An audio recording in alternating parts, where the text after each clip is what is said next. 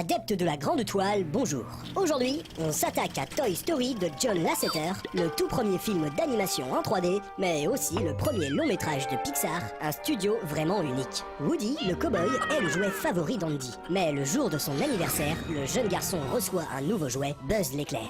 Jaloux, Woody va tenter de se débarrasser de son rival. Saviez-vous que dans la course au premier film d'animation en 3D, les Français ont failli damer le pion à Pixar? En 1994, le studio Gribouille développait une adaptation sur le grand écran de 20 milieux sous les mers, entièrement en images de synthèse. Mais comme chez nous l'animation est traitée comme du pipi de chat, les investisseurs vont laisser le projet en plan. Ce sera donc Pixar, en association avec Disney, qui révolutionnera le monde de l'animation. Avec l'ombre de la souris qui plane sur le projet, on pouvait craindre quant à l'indépendance artistique de John Lasseter. Mais Toy Story est déjà bien différent des productions Disney. Par exemple, les personnages ne se mettent pas à chanter et danser sans raison en plein milieu du film. Chez Disney, le monde extérieur est un lieu de déception et d'épreuve. Le héros ne retrouvera le bonheur qu'en rentrant chez lui. Mais chez Pixar, les personnages doivent quitter le confort et lutter pour devenir adultes, entiers ou encore libres. Woody, qui était dominé par la jalousie, va devoir mettre son ego de côté et découvrira ainsi en Buzz l'éclair un véritable ami. Chez Pixar,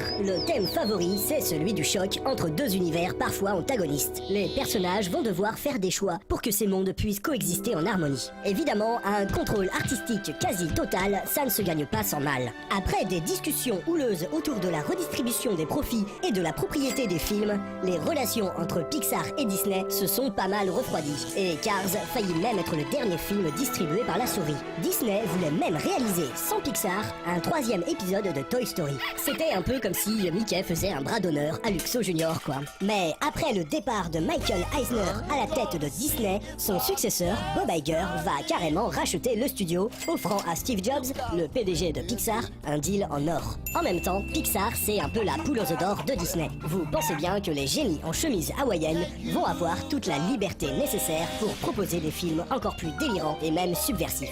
Voilà, c'est tout pour aujourd'hui. À bientôt pour de nouvelles aventures.